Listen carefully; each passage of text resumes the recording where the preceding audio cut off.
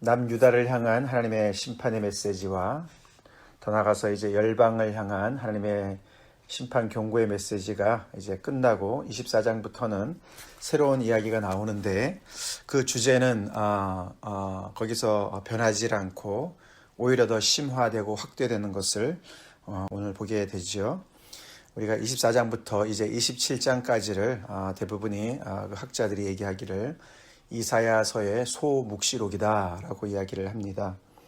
요한계시록처럼 이제 하나님의 그런 모든 그 역사가 전 세계적으로 전 우주적으로 이제 펼쳐지는 인간의 역사가 너무나도 돌이킬 수 없을 정도로 죄악으로 이제 물들어진 그런 상태를 하나님께서 이제 좌시하실 수 없으시기 때문에 직접 역사의 전면에 나타나셔서 그 모든 악의 세력을 멸하시고 정말 흩으시고 무너뜨리시는 그런 이야기들. 그래서 그 언어가 굉장히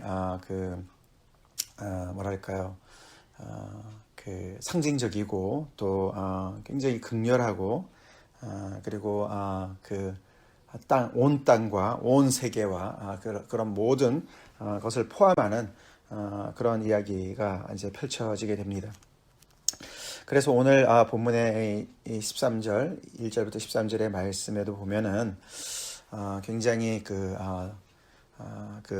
전 우주적인, 전 세계적인 그런 하나님의 심판이 쏟아지는 내용이 가득 차 있습니다.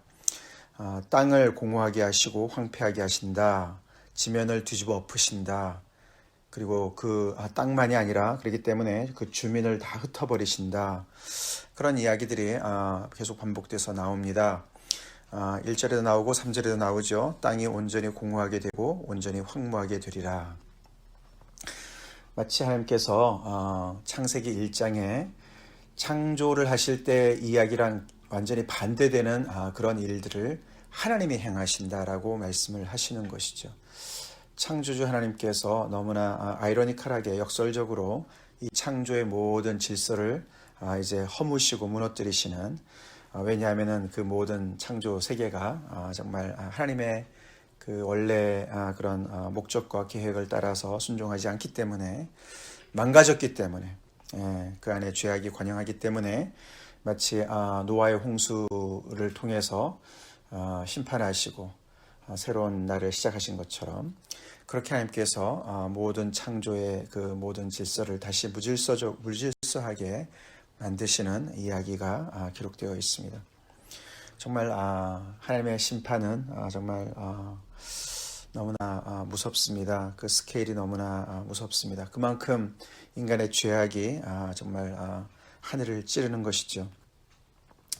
그래서 1절과 3절에 그런 황무하게 되는 이야기가 나오는데 앞뒤로 보라 여호와께서, 그리고 끝에는 여호와께서 이 말씀을 하셨느니라, 이렇게 해서 이런 모든 것들이 그냥 자연재해로서 물건도 오래 쓰다 보면은 망가지고 헤어지는 것처럼 그렇게 그냥 자연적으로 망가지는 것으로 얘기하지 않습니다. 오늘날에도 우리가 인간의 그런 지구의 어떤 그런 정말 그 모마리를 우리가 보지 않습니까? 환경 오염과 여러 가지 그런 기후변화 이런 것들을 통해서 참 인간의 재해로, 인간이 잘못해서 공해를 많이 일으켜서 정말 지구가 오래 못 견딜 거다, 이런 얘기를 하지만 성경의 이야기는 그렇지 않습니다.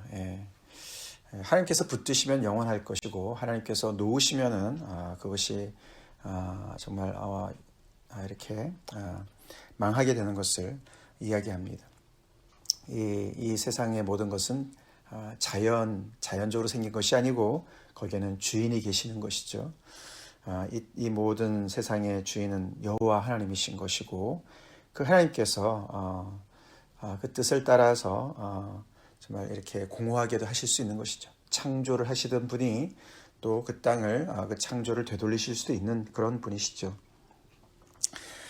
그렇게 하시는 이유를 오늘 여기 분명히 밝히고 있습니다. 5절에 보시면은 이는 그들이 율법을 범하며 율례를 어기며 영원한 언약을 깨뜨렸기 때문에 그렇다라고 말씀을 하십니다.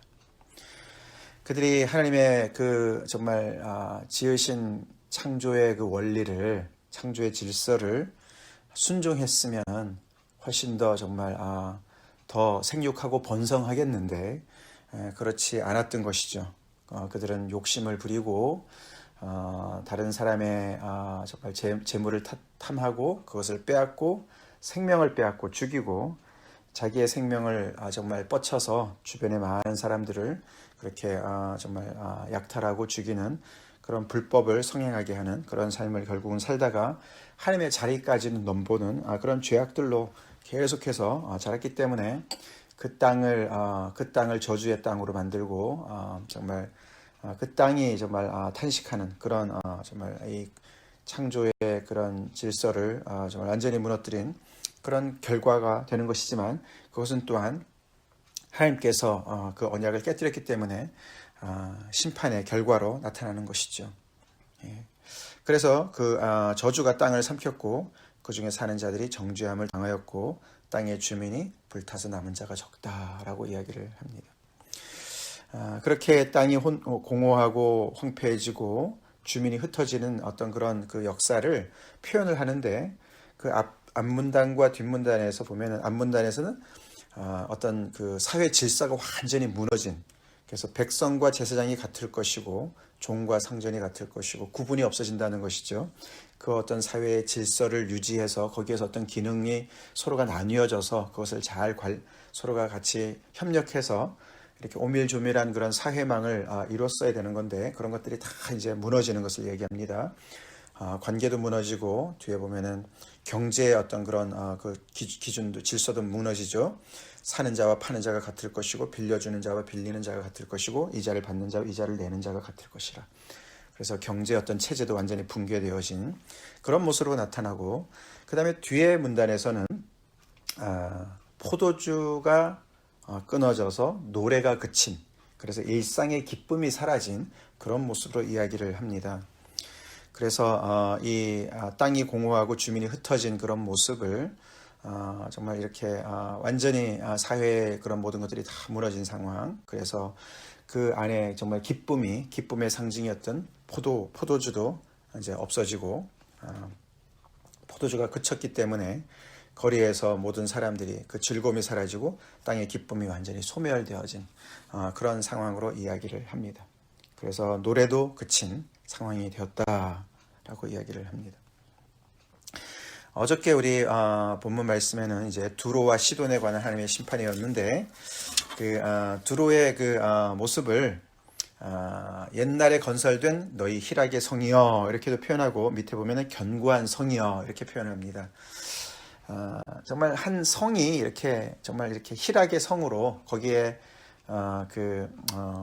정말 안전한 그런 성을 세우고 거기에 그런 사회를 이루어 나가기 위해서 얼마나 필요한 것이 많이 있겠습니까? 그죠? 거기에 그런 정말 위험으로부터 보호하는 어떤 그런 군사적인 그런 시설도 필요할 것이고 그리고 그 안에 있는 백성들이 정말 기쁨으로 잘 행복하게 살기 위해서는 모든 그런 필요한 요소들이 많이 있지 않겠습니까? 어떤 법적인 그런 요소도 필요하고 또 경제적으로도 윤택해야 될 것이고 서로 간에 정말 더불어 살아가는 그런 어떤 그 법이 또 잘 짜여져 있어야 될 것이고 그렇게 해서 그 안에서 점점 더 정말 그 먹고 사는 그런 문제들이 잘 해결되면서 사람들마다 다 정말 행복한 행복 지수가 점점 더 높아지고 그렇게 정말 그 기쁨이 넘치는 그런 행복한 그런 성읍을 짓는데 오래 걸릴 것입니다. 그죠? 그래서 이 두로도 정말 오래 건설된 지 오래된 그런 정말 희락의 성, 기쁨의 성이었다라고 얘기를 합니다. 그죠? 근데 이제 그런 성이 무너진다고 생각해 보세요. 미국도 정말 굉장히 견고한 나라인데 이 나라가 견고하게 서기까지 얼마나 많은 필요한 그런 요소에 필요한 것들이 다 이제 자리를 잡았기 때문에 정말 그런 강대국이 아니겠습니까? 근데 그런 요소들이 하나하나 문제가 생겨서 무너진다고 생각을 해보십시오. 자, 참 근데 하나님께서 창조하실 때도 마찬가지였습니다. 그죠? 창조할 때도 땅이 공허하고 혼돈했었는데 공허하다, 정말 혼돈하다, 혼돈하고 공허하다. 혼돈하다는 것은 정말 무질서한 것을 얘기하는 것이죠. 어떤 구분이 없고 그냥 다 이렇게 막 그냥 섞여 있는 것 같이 마치 홍수가 확 와가지고 그 모든 것을 쓸어가 버린 그 다음의 자취 얼마나 무질서합니까, 그죠? 모든 물건들이 있어야 될 자리에 있지 않고 완전히 뒤죽박죽된 엉망진창이 된 그런 무질서함, 그런 무질서함, 아니면은 정말 그 레바논에 대폭발 사고가 일어나가지고 그 잔해를 보실 때 그 무질서함, 하나님께서 창조하시기 전에 어떤 그런 무질서함과 혼돈과 그 다음에 공허함, 아무것도 정말 그래서 폐허가 돼버린 그런 상태. 아까 말씀드렸던 그런 희락의 성, 견고한 성이 다시 그런 모습으로 돌아가는 것을 생각해 보시기 바랍니다. 하나님이 그렇게 하시겠다는 거예요. 하나님께서 그렇게 하시겠다는 거예요. 그러나 그것은 망하게 하는 것이 그의 하나님의 목적이 아니시고 재창조의 목적이신 것이죠. 이 모든 것들을 다 무너뜨리시고, 마치 신약의 표현으로 말하면은 하나님을 대적해서 높아진 견고한 진을 무너뜨리는 어떤 그런 복음의 능력을 이야기할 때 얘기한 것처럼, 하나님을 빼놓고서 자기 나름대로 희락의 성을 아무리 견고하게 바벨탑처럼 그렇게 열심히 쌓아놔도, 이렇게 희락의 성을, 오랜 역사를 가지고 있는 희락의 성을 쌓아도 거기에 홍수가 몰려오거나 정말 거기에 재난이 몰려와서 그 모든 것들이 다 황폐해지고 무너뜨려지고 다 완전히 그냥 부서진 상황을 생각해 보시고요. 근데 그것을 창조주 하나님께서 온 세상을 그렇게 만들 것이라고 얘기하는 거예요. 너무나 무서운 이야기입니다. 시편 122편 3절에 보시면은 122편 자체가 성전에 올라가는 노래인데, 거기에도 보면은 이제 예루살렘을 2절에 너는 잘 짜여진 성읍과 같이 건설되었다, 이런 표현이 나옵니다. 잘 짜여진 성읍과 같다. 옛날 번역에는 조밀한 성읍이다. 그 예루살렘을 표현하는 것인데, 예루살렘이 얼마나 정말 이렇게 살기 좋은 곳인지를 표현하는 거예요. 잘 짜여진 성읍이라는 것이. 꼭 필요한 것이 그 자리에 있는 거예요. 그래서 거기에 있는 모든 주민들이 너무 정말 평강을 누리면서 행복을 누리는 거예요. 근데 그게 왜 잘 짜여진 성읍인가 하면, 어떤 그런 구조물, 어떤 그 성읍 안에 어떤 그런 여러 가지 그런 그 성읍을 우리가, 그러니까 구조물들을 생각하기가, 건물을 생각하기가 쉬운데, 여기 보면 이제 건물 설명보다는 보면은 여러 지파들이, 12지파들이 다 자기의 기능을 잘 감당하고, 그리고 때가 돼서 하나님께 예배 드릴 줄 알고, 하나님께 감사할 줄 알고, 이제 그러는데 그 중간에 거기에 심판의 보좌를 두셨다. 곧 다윗의 집의 보좌로다, 이렇게 얘기합니다. 그래서 이게 잘 짜여진 성읍이라는 이유가 중심에 하나님의 보좌가 있는 거예요. 심판의 보좌가 있는 거예요. 그래서 그 하나님의 말씀이 중심이 되어서 사람들이 거기에 다 맞춰서 정말 순종하면서 각자의 위치에서 잘 정말 그렇게 서로가 더불어 잘 살아가는 어떤 그런 너무너무 잘 이렇게 연결되어진, 마치 우리의 건강한 몸처럼 말이죠. 우리 몸에도 얼마나 많은 그런 그 부분이 있고 기능이 있겠습니까? 그 모든 것들이 잘 서로가 유기적으로 연결되어져서 건강한 그런 몸처럼 그렇게 잘 짜여진 성읍이 예루살렘의 모습이었습니다. 그래서 그 안에 평안이 있었습니다. 샬롬이 있었다는 것이죠. 아까 두로의 모습이나 이 예루살렘도 이렇게 잘 짜여진 성읍이었는데, 그 성읍이 죄악으로 가득한 성읍으로 바뀌면서 하나님께서 그 성읍을 무너뜨리지 않습니까? 두로의 그 견고한 성도 무너뜨리지 않습니까? 오늘 그 이야기가 24장에 그 모든 것들이 온 세계를 향해서 하나님께서 선포하시는 거예요.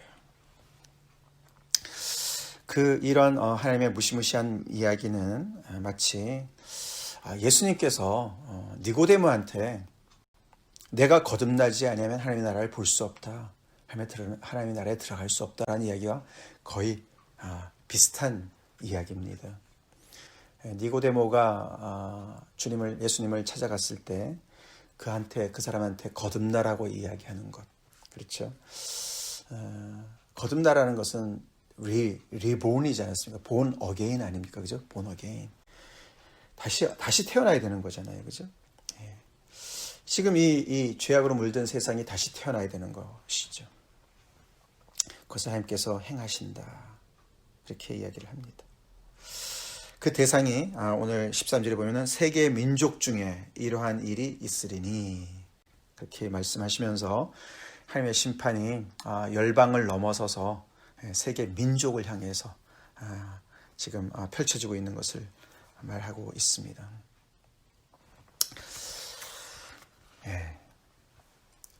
그래서 참 하나님을 대적한 그런 세상, 그것이 아무리 오밀조밀 잘 짜여졌다 할지라도 하나님께서 이제 다루시기 시작하시면은 정말 순식간에 이렇게 황무하게 되고 공허하게 되는, 무질서하게 되는 그런 세계로 빠져들어가게 되는 것이죠. 그리고 거기에 대상에서 제외되는 사람이 하나도 없죠. 그들이 누렸던 일상의 기쁨, 포도주, 그 기쁨을 충만히 누리면서 기뻐하면서 노래했던 모든 것들이 그것을 정말 지탱했던 모든 것들을 하나님께서 제거하실 때 그들은 정말 이렇게 슬퍼할 수밖에 없고 정말 망할 수밖에 없는 상황을 보게 됩니다. 그래서 예수님께서 아까 거듭나지 아니하면 말씀도 그렇고 내가 화평을 주러 온 것이 아니라 세상에 검을 주러 왔다라는 말씀도 그렇고 하나님의 재창조가 있기 전에 심판이 먼저 임하게 되는 것을 보게 되죠. 하나님의 새 나라 새 땅이 임하기 전에 정말 재난이 먼저 그것이 그 산고라 그러지 않았습니까? 산통이죠. 새로운 생명이 새로운 세계가 태어나기 전에 그 고난을 정말 겪는 그런 것을 예수님께서 다 말씀하셨습니다. 이것이 다 오늘 이 말씀들이 다 그런 과정을 이야기하는 것이죠. 그래서 우리 엊그저께 주일의 말씀처럼 전에는 하나님이 진노하셨으나 이제는 하나님께서 위로하신다. 그 전과 이전과의 그 과정이 그렇게 어렵게 지나가고 있죠. 지금도 이 과정을 이야기하고 있습니다. 오늘날 우리가 그것의 조그만 버전을 지나가고 있는 상황이죠. 이 코로나 바이러스로 인해서 우리가 요즘에 그냥 거의 뭐 집에 갇혀 있다시피 하니까 우리 일상이 많이 무너지고 우리 일상에 기쁨을 줬던 마치 포도주와 같은 것들이 많이 사라져서 참 힘든 시기를 겪고 있습니다. 그래서 우리가 이렇게 새벽 예배를 하지 않으면 오늘이 무슨 요일이지? 우리가 쉽게 까먹을 수 있는 그 정도로 이 삶의 구분이 많이 애매모호해지지 않았습니까? 가정에서도 엄마는 정말 엄마의 역할, 부모의 역할도 여러 가지가 많이 더 늘어났습니다. 우리가 전부를 다 해야 되는 상황이 됐어요. 아이들의 영적인 지도도 감당해야 되고 농사도 져야 되고 살림도 해야 되고 모든 것들 다 해야 되는 상황이죠. 어떻게 보면은 이렇게 무질서해지는 그런 모습을 보게 됩니다.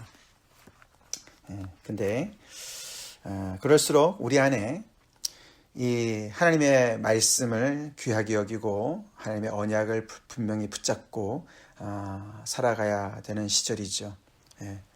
여기서 오늘 보는 말씀, 아까 말씀드린 대로 그들이 율법을 범하며 율례를 어기며 영원한 언약을 깨뜨렸다. 그들이 그 영원한 언약, 하나님과의 언약이 이렇게 모든 것을 다 잡고 있는 것을 몰랐던 것이죠. 그것을 여기서의 언약, 영원한 언약이라는 것은 대상이 세계 민족을 전부를 얘기하는 것이기 때문에 조금 더 일반적인 언약을 얘기하는 것이겠죠. 창조 언약, 하나님께서의 어떤 그런 일반 모든 피조물과의 맺은 언약, 노아 홍수 이후의 언약을 얘기하는 것 같은데 그런 이 세상의 질서, 이 창조 질서, 이 모든 것들, 기본적인 어떤 그런 모든 틀들을 인간이 무시하는 그런 것들을 하다 보면은 결국에는 그 죄가 자기를 삼킬 뿐만 아니라 주변의 모든 것을 다 삼키는 그런 블랙홀과 같은 역할을 하게 되는 것이죠. 자, 그런데 우리 삶에 정말 이 무질서한 이런 코로나 바이러스로 인해서 무질서해지는 많은 것들이 점점 더 늘어나고 있습니다. 이럴 때 우리는 자칫 잘못하면은 정말 구분이 하나도 없는 삶의 질서가 없는 그런 정말 혼돈 속에 빠지기가 너무 쉽습니다. 이럴 때일수록 우리는 하나님의 말씀을 굳게 잡아야 되겠습니다. 하나님의 말씀을 굳게 잡아야 됩니다. 난세의 영웅이 난다 이런 말이 있지 않습니까? 요즘이 어떻게 보면 난세 같아요. 진짜 뭐가 일상이냐, 뭐가 정말 정상적인 삶이냐, 새로운 정상을 우리가 이 삶 속에서 찾아나가야 됩니다. 그것을 찾게 할 수 있는 것은 하나님의 말씀인 것이에요.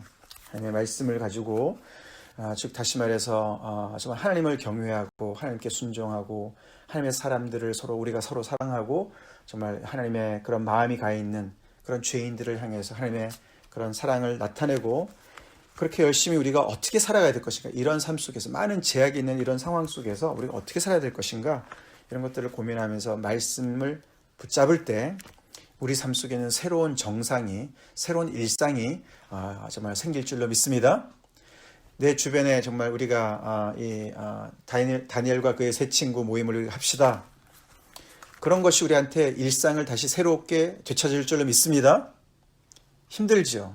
내 자신도 힘든데. 그렇지만 그런 것까지 계속 우리가 놓고 말씀 앞에 나오는 시간을 게을리하고 기도하는 시간을 게을리하다 보면은 우리의 일상은 점점 더 무너질 것입니다. 점점 더 무너지고 삶의 구분이, 그런 모든 것들이 다, 이 틀이 다 무너질 것이에요.